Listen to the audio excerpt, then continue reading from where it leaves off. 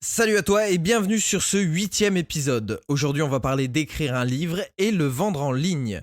Si tu es un amateur d'écriture, que ça fait partie de ta passion, alors écoute bien jusqu'au bout. Je m'appelle Bastien Nicolaï et voici Entrepreneur Cast. Beaucoup de personnes écrivent beaucoup de choses. Y a-t-il un moyen de financer ça? A-t-on la possibilité de gagner de l'argent en allant boire des cafés au coin de la rue? Peut-on être ce cliché de l'écrivain? Si c'est ton plus grand désir et ta plus grande passion, qu'est-ce que tu veux écrire? Est-ce que tu as déjà un projet? Un projet de roman, de recueil, de poésie, peut-être même un guide pratique? Avant de te lancer là-dedans, il faut savoir que c'est long la plupart du temps et il ne faut pas démarrer une aventure pareille juste pour se faire de l'argent. C'est ce que je répète dans chaque épisode, je sais, mais il est important de te rappeler que je te parle ici de ta passion. Et dans cet épisode, ta passion pour l'écriture. Déjà, la première question qu'il faut que tu te poses, c'est pourquoi je fais ça? J'ai eu la chance de rencontrer un auteur récemment avec lequel on a travaillé pour transformer son livre en audio.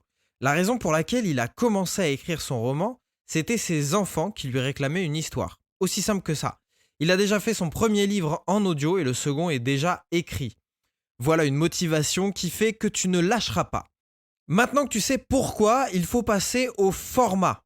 Est-ce que tu veux écrire un roman? Est-ce que tu veux écrire un recueil, de la poésie, un guide? Il faut savoir que le roman, c'est ce qui se vend le plus. C'est ce qu'il y a de plus long à rédiger, évidemment, mais c'est aussi ce qui, à terme, se vendra le plus. Les recueils et la poésie se vendent beaucoup moins, mais si tu écris des nouvelles courtes, je te conseille de les regrouper autour d'une même thématique, de leur trouver un point commun autre que le fait que ce soit toi qui les aies écrites.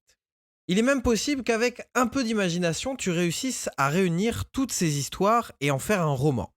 Enfin, tu as le guide pratique qui te permet de partager ton savoir dans ta passion. Admettons que tu sois passionné des chevaux, peut-être qu'un guide sur le bien-être des chevaux pendant les longues balades pourra intéresser les autres amateurs de grands parcours. Comment faire pour écrire ce genre d'ouvrage? Pour le roman, sache dans quel genre tu veux te lancer. Policier, fantastique, science-fiction, érotique, aventure, enfant? En fonction de ça, renseigne-toi sur les succès qui existent et accapare-toi le style. Imprègne-toi des tournures de phrases et des intrigues. Crée ton univers avec un maximum de détails. Même si tu ne montres pas dans ton livre tous ces détails, tu auras la possibilité de savoir exactement ce qu'il se passe pour le décrire de la meilleure façon à tes lecteurs. Pour ça, une phase de documentation est primordiale. Tu as besoin de connaître ton sujet au maximum pour avoir de la consistance dans un roman. Encore une fois, c'est un travail de passionné. Il est maintenant temps pour toi de passer à la rédaction. Pour ça, je te conseille de prendre un rendez-vous avec ton livre. C'est-à-dire, détermine une durée, 30 minutes, 1 heure et demie, 2 heures, à passer à ton bureau pour ton livre. Que ce soit pour peaufiner les détails, écrire ou même ne rien faire. Ce rendez-vous est primordial parce qu'en t'y tenant, tu vas forcément avancer. Un autre conseil qui me semble important si tu fais un roman, il faut qu'il soit facile à lire à haute voix. C'est comme ça que tu vas accrocher tes lecteurs et que tu pourras plus facilement plus tard le transformer en livre audio. Ton livre est terminé, félicitations. Faut-il le publier maintenant? Surtout pas. Tu vas avoir une phase de relecture. Tu peux le relire toi-même si tu veux pour les fautes, mais le plus intéressant, c'est de le passer à des personnes de ton entourage en leur demandant de te donner un retour constructif.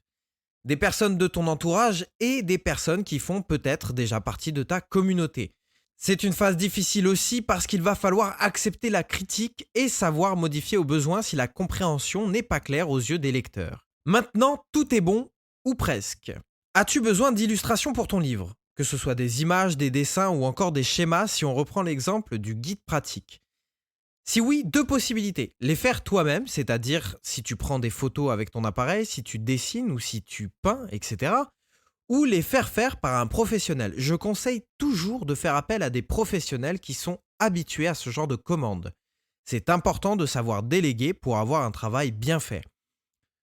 Une fois que tu as tes illustrations, il ne te reste plus que la mise en page à faire et tu peux passer à la distribution. Pour ça, il existe plusieurs possibilités, notamment celle de passer par un éditeur. Sauf que pour le coup, je te parle de gagner de l'argent en ligne. La distribution passe donc par le net. Aujourd'hui, il existe ce que l'on appelle l'auto-édition. Qu'est-ce que c'est? C'est simplement le fait d'être ton propre éditeur. Ça ne veut pas dire que tu vas gagner plus parce que tu évites un intermédiaire, même si c'est certainement le cas. Ça veut dire que tu vas te charger de ta propre communication, ta propre diffusion et aussi travailler ta mise en page et page de couverture. C'est un avantage dans le sens où tu es libre de faire ce que tu veux et que tout dépend de toi. Donc si tu ne fais pas beaucoup de communication, tu ne gagneras pas beaucoup, mais si tu communiques sur ton livre, tu gagneras. Comment faire? À l'heure actuelle, beaucoup de plateformes existent pour l'auto-édition. Mais la plus répandue est tout de même Amazon Kindle Direct Publishing. Elle te permet de publier sous 24 heures sans avoir à convaincre qui que ce soit que ton livre mérite la publication. Tu fixes ton prix et tu en récupères 70% contre 8 à 14% pour un auteur qui passe par un éditeur classique. Tu as la possibilité de proposer aux acheteurs deux choix, les e-books qui se lisent sur ordinateur, tablette ou portable, ou alors le format broché, c'est-à-dire en physique. Ce dernier format se fait à la demande, donc quand tu as une commande, il te suffit de demander à un imprimeur de le sortir et de l'envoyer à l'adresse indiquée. À toi de déterminer la marge que tu veux faire avec un format physique. Bref, que des avantages, et si tu as déjà un livre qui attend d'être publié, je te laisse un lien dans la description. Si tu as déjà publié un livre en ligne et que tu gagnes de l'argent avec, contacte-moi, je serai ravi de t'interviewer sur la chaîne pour avoir ton retour d'expérience. Maintenant, je te dis à la semaine prochaine pour un nouvel épisode d'Entrepreneur Cast.